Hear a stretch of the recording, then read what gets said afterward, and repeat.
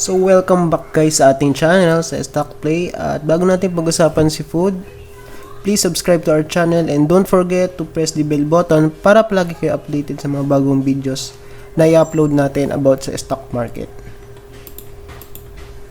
So ngayon, let's see for food.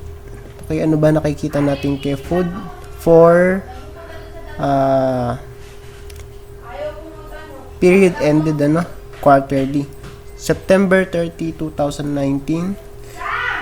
So yung mga currency and units natin dito is in dollar, kaya magko-convert pa tayo from this unit to dollar, no? Kaya ang gagawin natin is mag-multiply tayo by 50 para maging pesos siya. So from balance sheet, current assets, so 43, okay, 43 million US dollars, and yung ating current liabilities is around 43 million US dollars. So mas mataas yung ating current assets, kaya okay pa naman siya sa ating current ratio. And for total assets versus total liabilities, so syempre pasok din siya dahil mas mataas yung total assets niya. But compare naman sa ating book value per share, so we have $0.02 dito or dollar. Kung i-multiply natin to sa 50, then makakakuha tayo ng 1 peso. Okay guys, bago tayo magpatuloy, pasensya na at medyo maingay dito sa amin kasi maraming bata. Ayan. So let's see kung saan to patungo yung 1 peso na to na book value per share. So tignan natin guys for food. So we have weekly chart, and as we see, andito sa gawing taas yung ating 1 peso, no? So gumamit tayo ng Fibonacci retracement tool. So yung 1 peso na book value natin is nasa 0.618 Fibonacci line. So ibig sabihin, kung ganito guys ang ating nakikita is undervalued si food. Dahil yung ating price ngayon, yung market price natin is 0.65 peso lang per share. So ano meaning? Undervalued or bargain price to kung tayo ay bibili ngayon. But kung tayo ay bottom picker, so syempre ang karakas natin ay to minimize the risk, and to maximize the profit. And as we see dito sa ating weekly chart, meron tayong trend na nakikita. So we have a parang triple bottom siya guys, di ba? So yung first bottom natin, let's see, yun nga lang medyo malaki to. Malaki guys, grabe. So ito yung first. Then i-drag natin pababa kasi andun yung kanyang support. Then probably yung pangalawa andito guys. Ayan.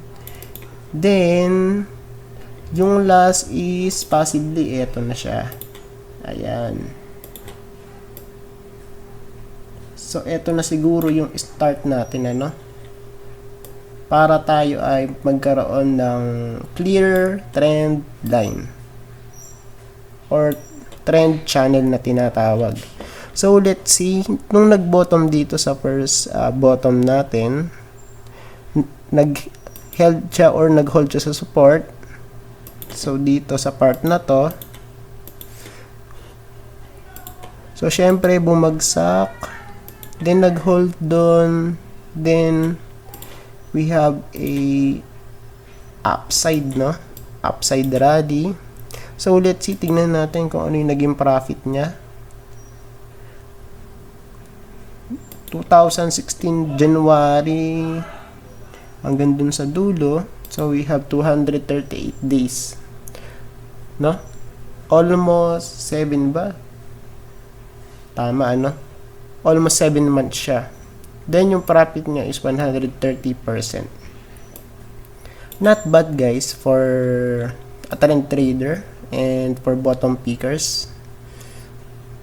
So syempre iba dyan, day trader ano, kaya ang kanilang karakas is 5 to 10% lang is masaya na sila. Especially yung mga malalaki yung portfolio dito sa stock market, no? So, hindi nila kailangan mag-hold ng medyo matagal, but yun nga sinasabi natin, risky, no? So, syempre, bumagsak ulit siya at nag-hold dun sa ating support. Ayan. Then, nung nag-hold, syempre, nag-bounce. Let's see, tignan natin kung ano yung naging profit niya since no 2018 April, then September 2018 din ano. So bali nasa ganito, almost 6 months, no? So we have 135% profit. Not bad din ano. O kaya guys, kung tayo ay magiging trend trader, so medyo profitable tayo and at the same time hindi tayo gaano nalolo siyang sa kakatingin sa chart. Then noong 2018 na yon, so syempre distribution part na yon, kaya syempre dapat tayo ay pumisita sa baba. Ayan, markdown, then accumulation here, and right now, no, lumipad na tayo ng bahagya and malapit na nating ma-reach yung resistance, no? So ano ba yung pwede nating maging play natin dito for food sa weekly chart? So possibly pwede, kung hindi to ma-break, so syempre possibly cap with pattern, or worst case scenario is double bottom pa. So ito yung double bottom, and if not, so syempre cap with pattern, cap with handle pattern. Ayan. So hintay-hintay muna tayo. Lagi natin sinasabi sa ating channel na don't buy sa resistance, and right now si food is nasa resistance na almost, no? So maybe we will wait for the consolidation, no, dito sa part na to, then buy sa support.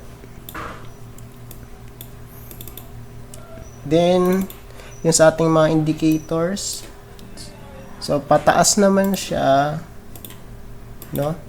Yun nga lang, possible pa siyang mag-flip ng bahagyari dito sa part na to. Then, mag-continue na siya sa uptrend kung talagang malakas yung rally or yung momentum natin dito sa weekly chart. And for stock RSI, so not looking good because right now food is overbought, no, sa weekly chart for stock RSI. So si blue line, okay, naging flat na siya, ibig sabihin nawawalan na siya ng momentum dahil overbought na nga siya. So yung mga nakabili sa baba, so magti-take profit na yan, ano, dahil sila ay sigurista. Ayan. So MACD, so pataas din. So we saw a golden cross na, no? Pero syempre after niya mag-cross out or mag-cross from golden cross, so syempre possible scenario natin is consolidate to ng bahagya. O kaya ingat-ingat guys, dahil nasa bear territory pa tayo, no? Wala pa tayo sa gawing taas dito sa part na to. That's all for weekly chart, and let's proceed from the daily chart. And as we see from the daily chart, so as of now we broke the diagonal resistance here, no? The ayan, upper trend line resistance natin dito around here. Then syempre kung tayo ay daily trader, so I think wag muna tayong bibili dahil yun nga, we are on this support or resistance, guys. So maybe mag-wait tayo, no? Wait for the short-term consolidation before we buy. Ayan. Or possibly if this support breaks and hindi siya mag-hold, so syempre dito tayo pupunta. So possible double bottom pattern, ano? Then after that, so syempre we will see a huge rally from the upside. So yun ang nakikita natin. And if kung etong cup pattern na to, guys, is mag-breakout dito sa ating resistance, so ibig sabihin ang maximum possible profit natin dito na abangan is nasaan. So let's see. Then idrag natin. So around here, ano, sa part na to, 0.8 peso. Dahil siya ay cup pattern. Then for indicators, so pare-parehas lang naman to. We have RSI, medyo bullish tayo dito dahil nasa 64 na siya, no? So possibly pera tong momentum at mag-breakout to. So let's see sa mga ibang indicators kung ano yung sinasabi. So possible din, guys, meron pa tong possible ceiling play, no? Kung hindi bubuhos yung mga nakabili sa baba. If not, so syempre bearish na to kasi overbought na tayo sa daily chart, ano, sa stock RSI. Then for MACD, we see a huge rally, no, for MACD. Maybe pagkakaroon tayo ng consolidation sa part na to. Ayan. So let's see, at mag-wait muna tayo sa mga pattern na-ispatan natin ngayon kay food. So yun lang siguro, guys, at happy watching. See you sa next video. Bye bye.